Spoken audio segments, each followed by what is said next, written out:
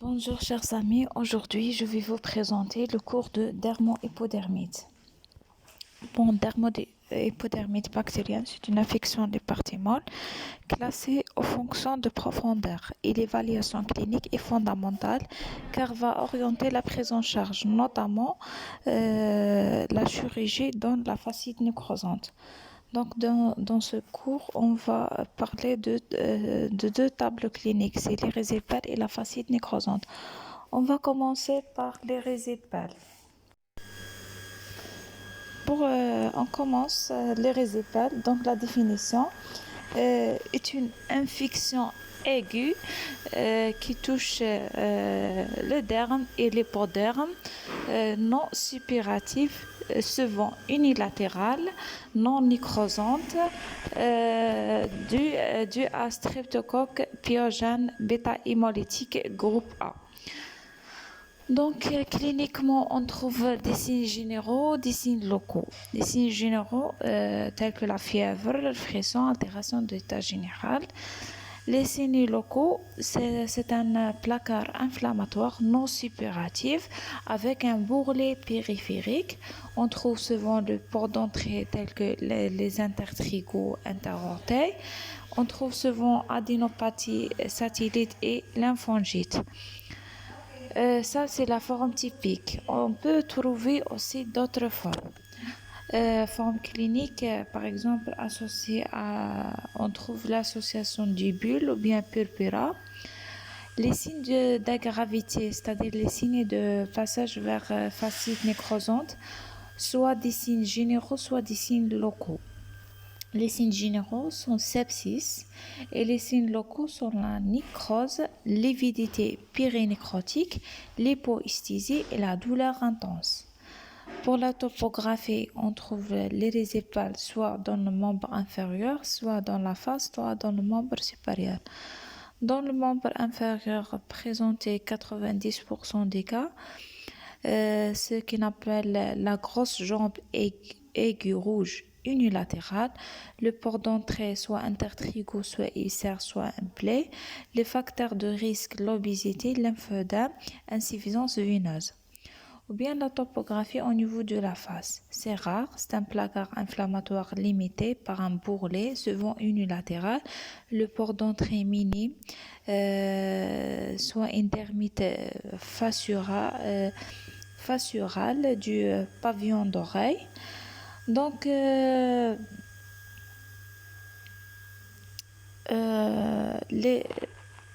pour faire la différence, surtout dans la localisation de la face, pour faire la différence entre la face, l'érysipèle et staphylococcus maligne de la face, dans l'érysipèle, le port d'entrée est insignifiant et sans suppuration.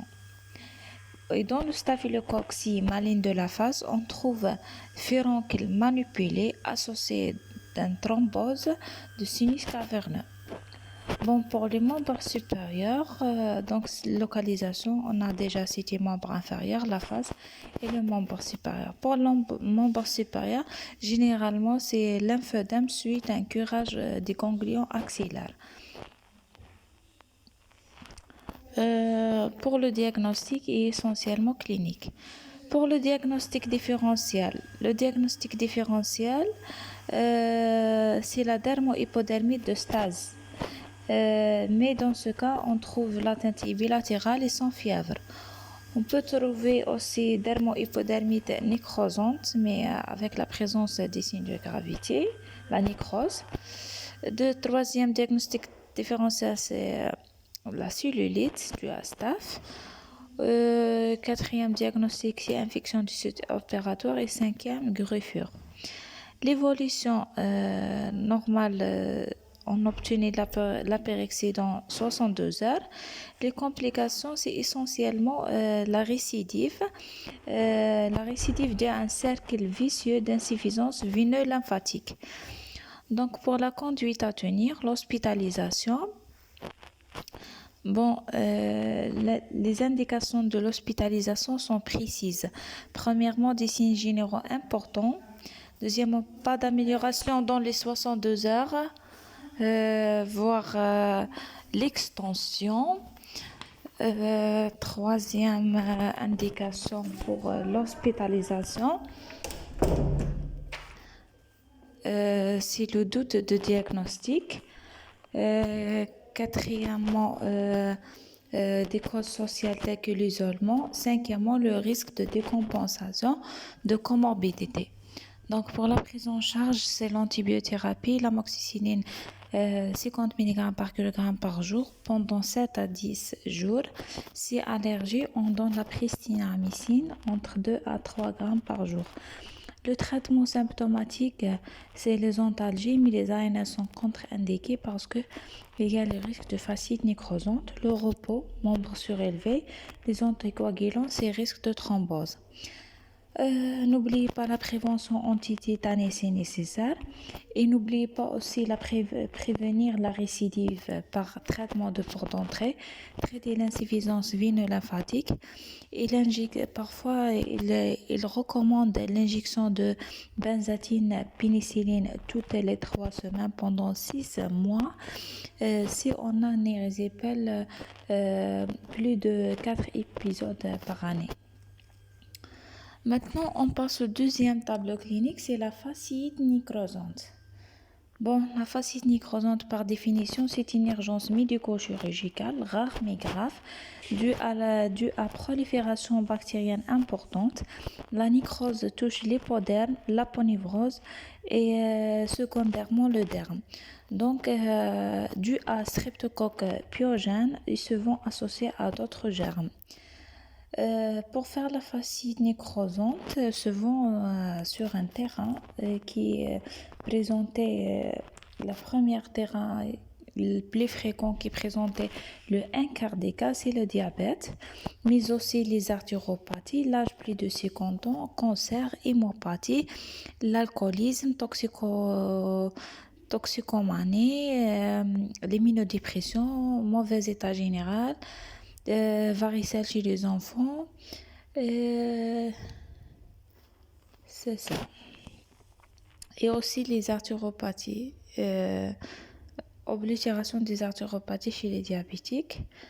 La clinique, on trouve un placard nécrotique limité en carte géographique avec quelques taches cyaniques froides, avec une hypostisie, avec sepsis, avec crépitation néageuse, c'est infection associée à les anaérobies.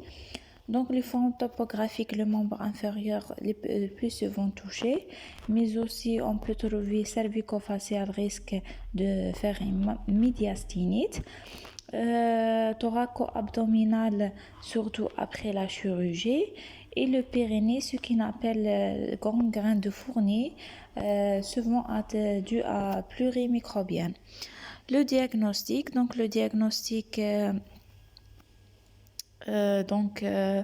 on fait des hémocultures, on fait des prélèvements, l'imagerie parfois pour guider la chirurgie. La conduite à tenir, comme j'ai déjà dit, c'est une urgence médico-chirurgicale qui nécessite un débridement chirurgical de l'ensemble de nécrose.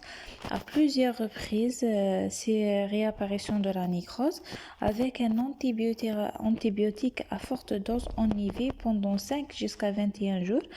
Et n'oubliez pas l'association de clindamycine pendant 5 jours. Pour les indications de l'antibiotique, donc si on a l'atteinte au niveau du membre inférieur, c'est-à-dire dû souvent à streptocoque pyogène, mais aussi les anaérobies et rarement staphylocoque aureus. L'antibiotique recommandé, c'est l'amoxicilline acide clavulanique, c'est-à-dire 200 mg par kilo de l'amoxicilline et 1200 mg dose max de l'acide clavulanique. Plus la clindamycine, pour effet antitoxine, on utilise 600 mg chaque 8 heures ou bien chaque 6 heures. Plus la vancomycine, c'est suspicion de SARM. Si la localisation cervico-faciale, toujours dit à streptocoque pyogène, Staph aureus et les anaérobies, la même recommandation de l'antibiotique pour les membres inférieurs.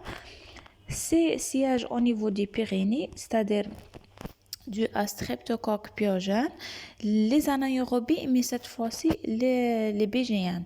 Donc, l'antibiotique recommandé, c'est la pipéracilline tazobactam, 4 grammes chaque 8 heures ou bien chaque 6 heures, avec la metronidazole et la clindamycine. Donc, si on a un choc septique, on peut associer l'aminoside de milligrammes en une seule fois par jour. Si le choc réfractaire, on utilise les immunoglobulines polyvalents 2 grammes une fois. N'oubliez pas l'adaptation d'antibiotiques au prélèvement opératoire. Prévention antitétanique si nécessaire. Parfois même la prise en charge au niveau de réanimation. N'oubliez pas la prise en charge de port d'entrée, les comorbidités, la défaillance d'organes. Dans un second temps, si nécessaire, chirurgie reconstitutive par un greffe ou bien par lambeau. Et merci.